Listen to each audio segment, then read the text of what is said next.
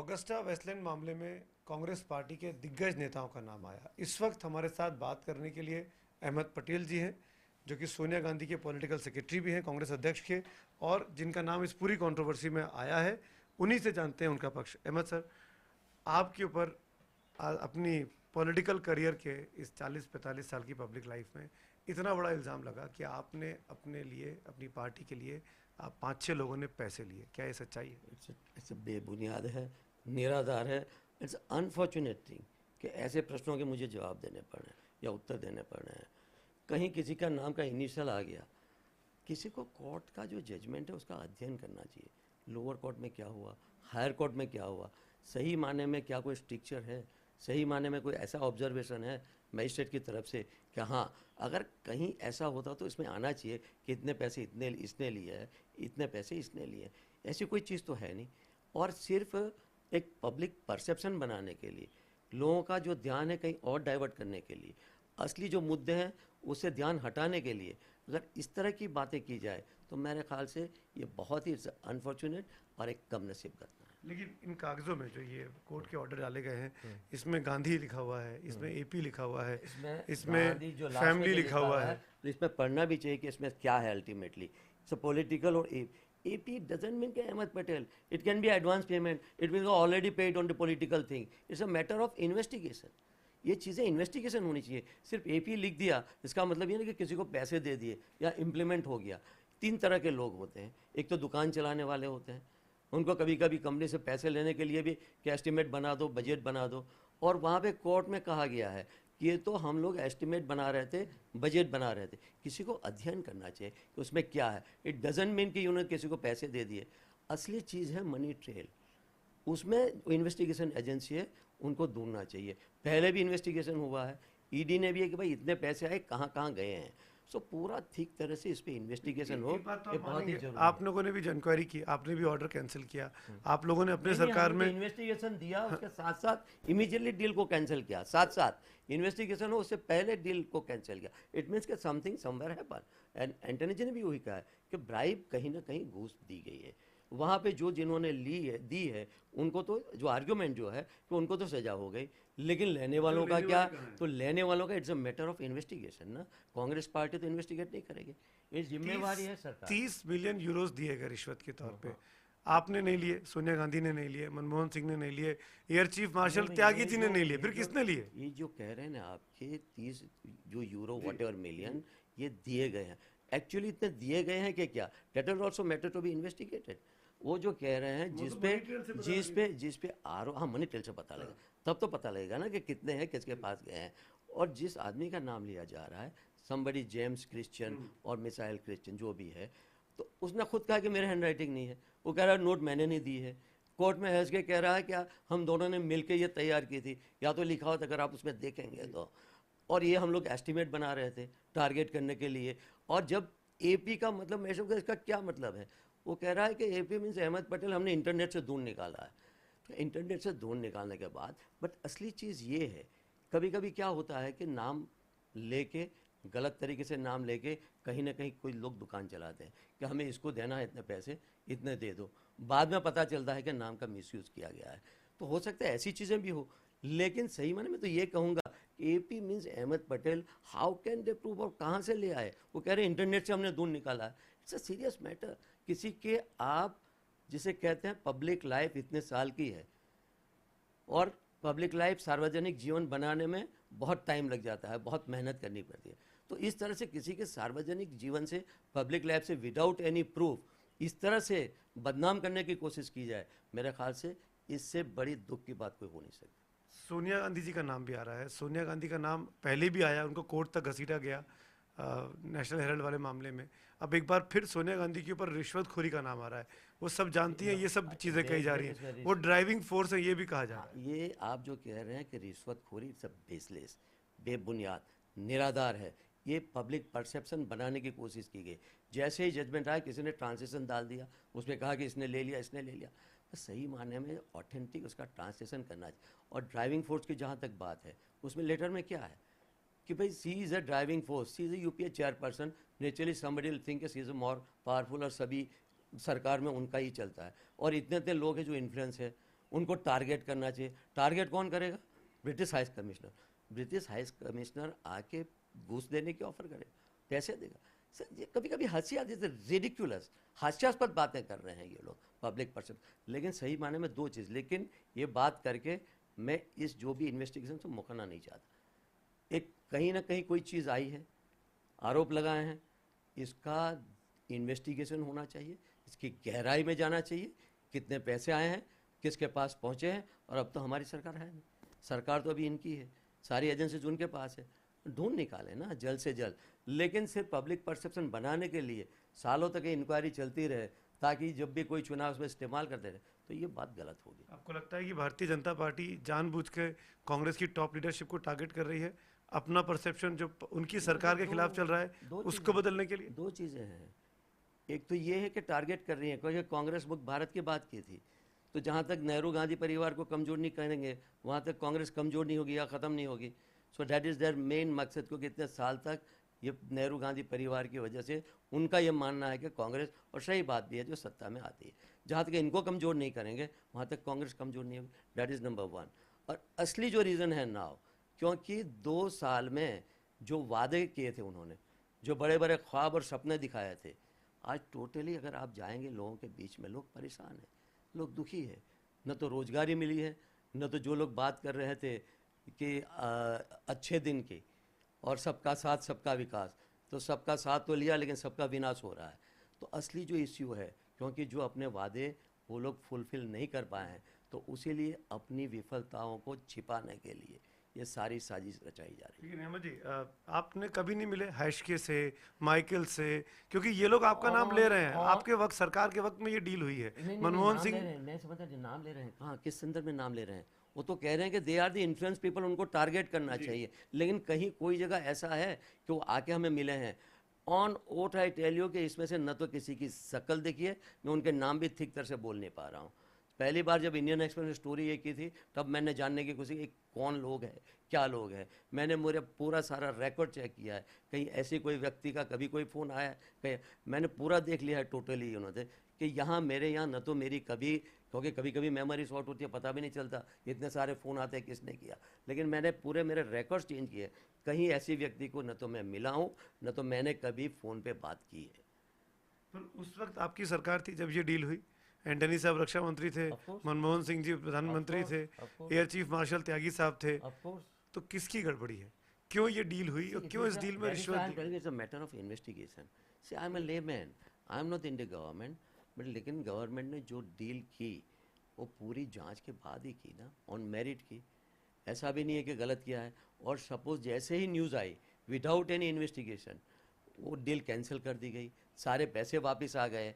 अगर हमारी नीयत में इतनी भी खोट होती, या हमारी सरकार की, यूपीए सरकार के, मनमोहन सिंह जी की या एंटनी जी की, कहीं पे पार्टी का भी दबाव होता, नीयत में अगर खोट होती, क्यों इन्वेस्टिगेशन दे दे, क्यों डील कैंसिल कर दे? अगर ये डील हुई और डील फिर कैंसिल हुई, तो ये जिम्मेदारी सरकार की है, सरकार को जवाब, उस वक्त की सरकार की है, जवाब देना चाहिए मनमोहन सिंह जी को, एंटनी जी को, सोनिया गांधी को इससे अलग कर देना चाहिए। कह रहा हूँ ऐसा नहीं है कि सरकार ने कुछ गलत किया था, डील मैंने कहा ऑन मेरिट की थी, लेकिन जब एक चीज़ सामने आई तो सरकार की नीयत साफ थी।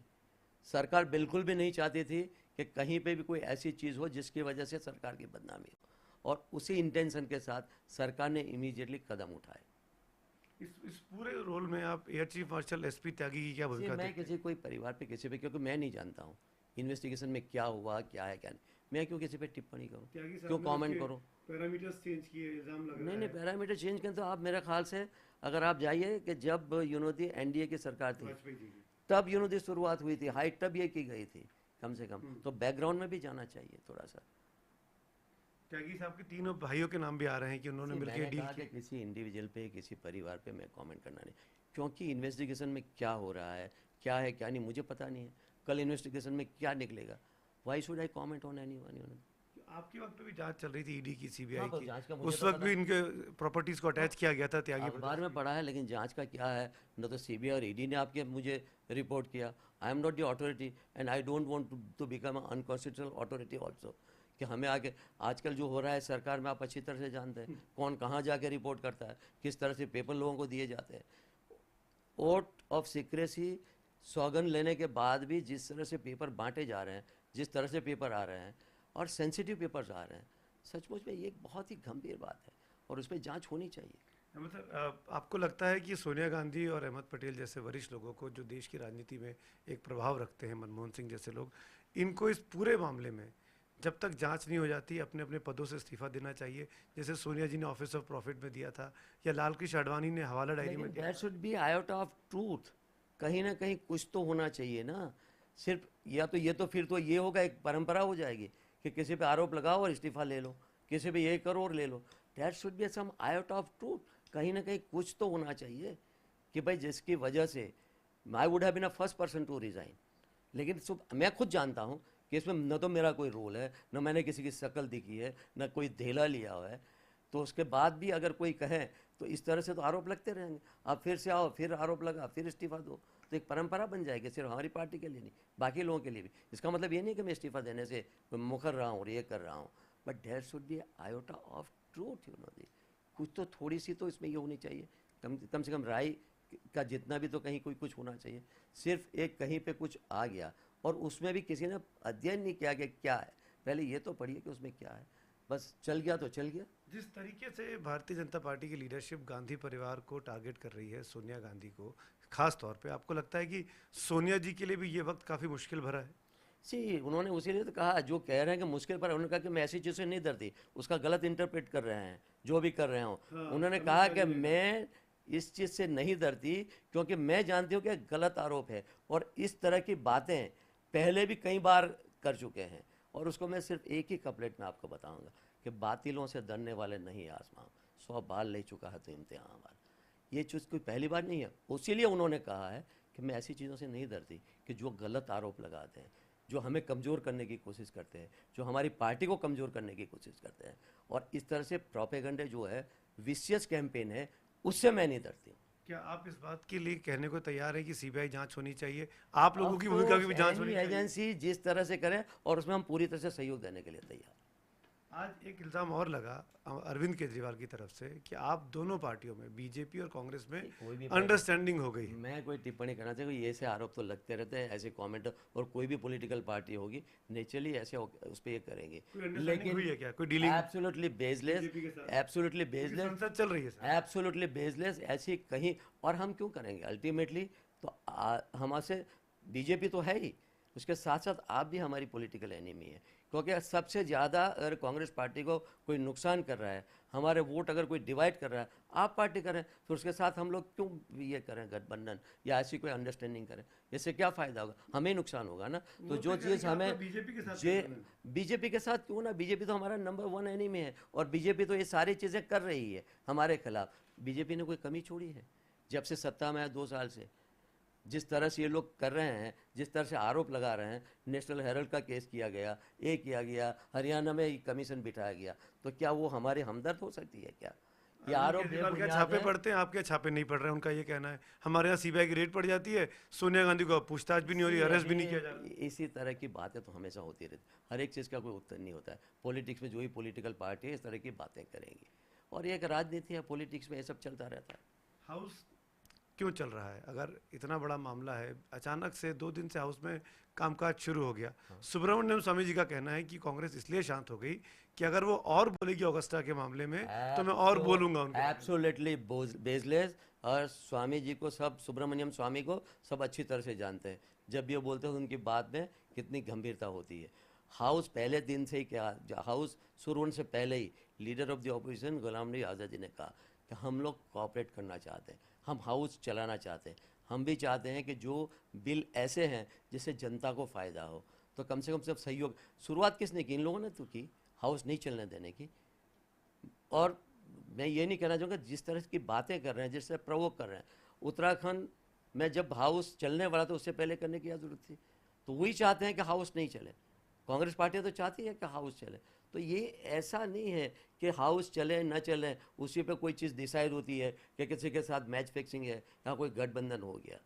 कांग्रेस पार्टी ने हमेशा पार्टी से उठ के राष्ट्र के हित में सोचा है, लोगों के बारे में, और इसीलिए तो हम इतने साल शासन में रहे हैं। उन्होंने, हमने कभी छोटी बात नहीं सोची इसके बारे में। और इसको ये तरह के कहना कि मिली भगत होकर हाउस चल गया, कांग्रेस पे आरोप लगाना, ये मेरे ख्याल से बेबुनियाद है, निराधार है, हास्यास्पद है। आखिर में एक सब्जेक्ट और छूना चाहूँगा। 44 सीटें हैं लोकसभा में आपकी, राज्यसभा में मेजॉरिटी है, आप लोग बहुसंख्यक हैं। आपको लगता है कि ये परिस्थिति बीजेपी बदलने की भरपूर कोशिश कर रही है तमाम विधानसभाओं में अपनी सरकारों को लाकर? Of course they will try to level based, और हमारी सरकारें क्यों डिस्टेबलाइज की जा रही, उसीलिए दो चीज़ है, एक तो राज्यसभा में हमारा एक कमा है, और इनका ध्यान प्रेसिडेंट और वाइस प्रेसिडेंट के चुनाव पे भी है, ताकि उनके लिए आसान हो जाए। जितने एमएलए कांग्रेस के कम हो जाएंगे उतनी उनके लिए आसानी हो जाएगी प्रेसिडेंट के चुनाव। तो ये दो मकसद के साथ कर रही है। इस लड़ाई को कैसे लड़ेंगे आप, बीजेपी ना जीते? हम लड़ ही रहे हैं, और इसमें जो भी हमारे लोग एजिटेशन भी कर रहे हैं, बाकी चीज़ें भी कर रहे हैं। 5 चुनाव के जो भी रिजल्ट्स है, जो नतीजे आएंगे, कांग्रेस का परफॉर्मेंस बहुत ही अच्छा होगा, और हम उसके लिए पूरा ऑप्टिमिस्टिक है, आशावादी है। असम में आपकी सरकार है, कहा जा रहा है कि पहली बार बीजेपी वहाँ पर लीड लेती दिखाई दे रही है। ना रिजल्ट तो आने दीजिए, नतीजे आने दीजिए। ठीक है, 15 साल सरकार में है तो एंटी इनकम्बेंसी तो होगी ही होगी, बट लेकिन हम पूरी तरह से ऑप्टिमिस्टिक हैं। बाकी जगहों पर तमिलनाडु में, केरल में, ऑफकोर्स हर केरल में जगह रिपीट होगा? अच्छा होगा। वेस्ट बंगाल में भी पार्टी, और ये जो है हमारा ऑफिशियल गठबंधन तो है नहीं, एक अंडरस्टैंडिंग है, फिर भी वहाँ भी काफ़ी अच्छा हो रहा है। केरला में जो थोड़ी सी हमारी स्थिति ख़राब थी, वो काफ़ी ज़ोरों से अभी उसमें सुधार हो रहा है। तमिलनाडु में भी हम अच्छा ही करेंगे, और पुडुचेरी सरकार डेफिनेटली बनाएंगे, और बाकी जगह भी केरला 2 या 3 स्टेट में जरूर हमारी सरकारें बनेंगी। इन 5 में से 2 या 3 पक्के? या that is what I am optimistic, मैं आशावादी हूँ। और इन 5 राज्यों में बीजेपी के परफॉर्मेंस के बारे में आप क्या कहेंगे? डोंट बी सरप्राइज के वेस्ट बंगाल, केरला, पुडुचेरी, तमिलनाडु में उनको 0 मिले। वैसे ये स्टेट बीजेपी की है भी नहीं, हाँ? ये बीजेपी रूल नहीं है। कम से कम इतना तो होना चाहिए कि कम से कम 5-10 सीटें ले आए। पार्लियामेंट में तो 18% वोट ले आए थे। अब देखना है चुनाव में वेस्ट बंगाल में बीजेपी को कितने प्रतिशत वोट मिलते हैं। चलिए, अब 2019 की बात करेंगे, तैयारी शुरू हो गई है? नहीं, उसके लिए सेपरेट इंटरव्यू करेंगे। थैंक यू वेरी मच, धन्यवाद। Thank you.